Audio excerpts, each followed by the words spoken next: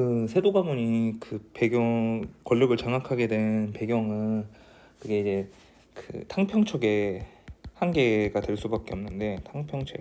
근데 이 탕평이라는 게 이게 사자성어로 탕탕평평인데 그래서 탕평인데 이제 골고루 이제 인사들을 등용을 하겠다가 되는 건데 근데 이제 이거는 구조적으로 실패할 수밖에 없는 이유가 영조라는 사람 자체가 그 노론의 그 지원을 받고서 이미 그 왕이 된 사람이기 때문에 그래서 그 영화 사도에서도 보면 되게 잘 나오지만 여기서 굴점적으로 뭘 뺏기냐면 이 군권을 그러니까 왕이 군권을 군대를 가지고 있어야 되는데 군권을 뺏기다 보니까 따라서 그러니까 이제 탕평을 한다고 하긴 하는데 실제적으로는 이제 노름 밑에 있게 되기 때문에 왕이 그래서 이제 탕평책은 실패하게 되는 거지. 그래가지고 이제 나오게 되는 게 세도 정치가 나오게 되는데 세도 정치.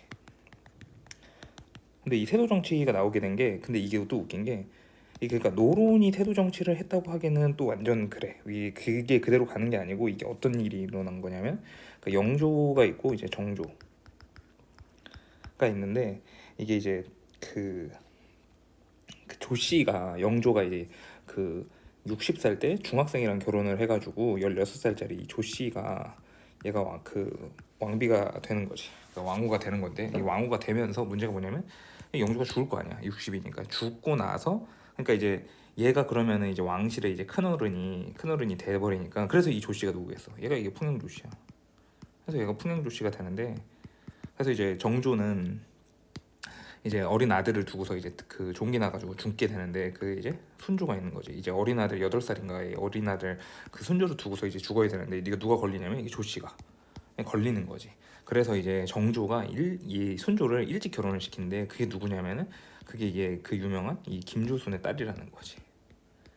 근데 이게 되게 재밌는 이야기가 있는 게 이게 김조순이라는 사람이 이게 노론이긴 한데 이게 나쁜 사람이냐고 물어보면 이게 그러니까 나쁜 사람이지. 그 세도 정치를 했으니까 김조순 자체가. 근데 이 사람이 누구냐면 그 남한산성에서 그 뭐가 있었냐면 끝까지 그 청나라에 저항한 사람이 있거든. 청나라에 저항한 사람이 있는데 그 청나라에 끝까지 저항하다 그 남한산성에서 그 청나라로 끌려가. 이 사람의 할아버지가 이름은 까먹었어. 이 사람의 할아버지가 그래서 그 사람이 아마 사막사라고 하는데 사막사가 뭐냐면 가가지고 이제 그 고문을 엄청나게 받는데 그 와중에도 오랑캐라고 하면서 끝까지 이제 지조와 절개를 지킨단 말이야. 그래서 이제 그 조선에서는 이 사람 그 할아버지가 굉장한 뭐가 되는 거냐면 그 충신이 되는 거지. 엄청난 충신.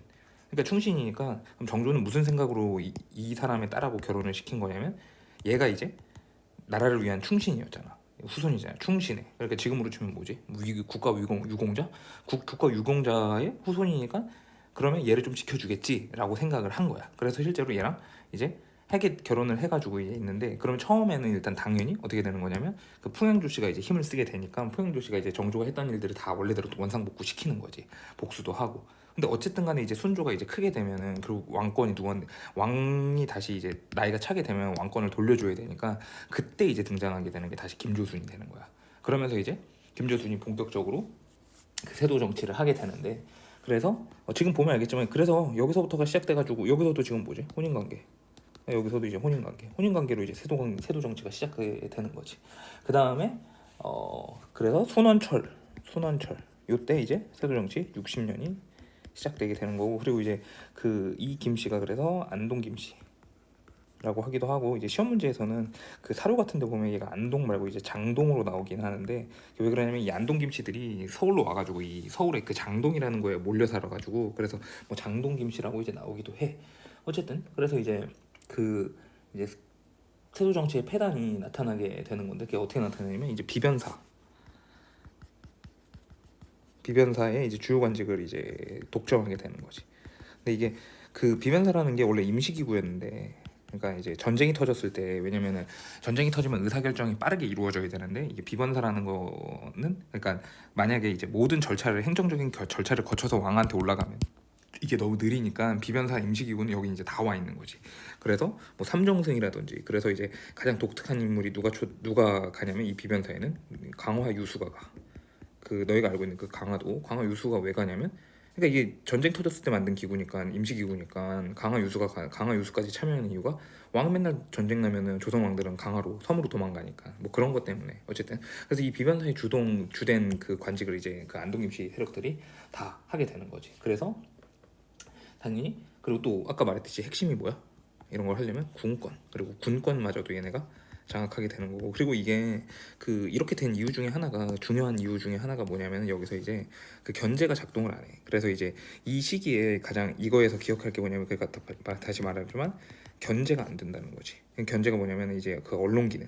그 언론 기능을 그게 이제 막힌 거야. 이게 언론 기능이 왜 막혔냐면은 그 각 당파가 자기 당의 이익만을 이제 배 막 주장을 하니까 나라를 생각하는 게 아니고 그래서 이게 정조가 이거를 그 언론 기능을 이게 없애버려. 근데 이제 정조는 똑똑한 사람이니까 자기가 있을 땐 문제가 안 되는데 이제 뒤에 왕들에서는 이제 그 위에 주요 관직들 이거 이놈들을 이제 하급 관리들이 이제 아예 견제가 아예 불가능하게 되는 거지. 그러면서 이제 그 세도 정치가 공고해지면서 거기다가 이제 뭐냐 부정부패까지 나게 되는 게 막 과거도 이제 막 하게 과거제가 문란하기 시작하는데 이때 나오는 그 단어가 이게 난장판이지.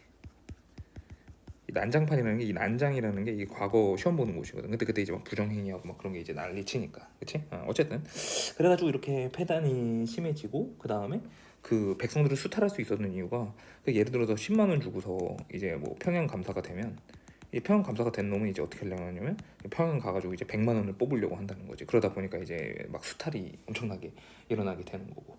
그래서 어쨌든 간에 이게 지금 견제가 안 되는 거니까 그러니까 견제가 안 되니까 그래서 이때 이제 가장 많이 파견되는 게 그게 암행어사야.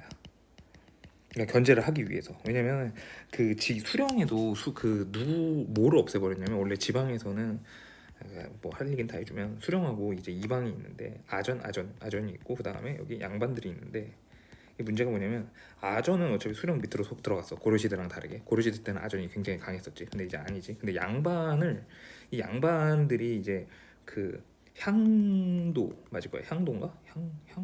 향도는 그거구나. 그 고려시대 그거구나. 향약을 빌미로 해가지고 이제 백성들을 꽉 잡고 그 다음에 얘가 그 수령을 이제 어떻게 하냐면 견제를 한단 말이야. 근데 이제 문제가 뭐냐면 그 뭐냐 이거를 정조가 또 어떻게 한 거야? 그러니까 정조가 이걸 또 부숴버린 거야. 그러니까 이제 지방에서 이게 수령이 작은 왕처럼 이제 군림을 하는 거지. 그러다 보니까 그걸 견제하기 위해서 암행어사를 파견하게 되고 그래서 실제 암행어사가 어떤 일들을 당하냐면 가다가 암살당하고 뭐 가다가 굶어 죽고 진짜로 뭐 그랬대. 어쨌든 그래서 이때가 이제 암행어사의 시대고 이때가 가장 유명한 그 암행어사가 박문수가 있는 거지. 자, 그 다음에 나오는 게 뭐냐? 그리고 뭐 이제 뭐 저기 수도 됐고, 오케이.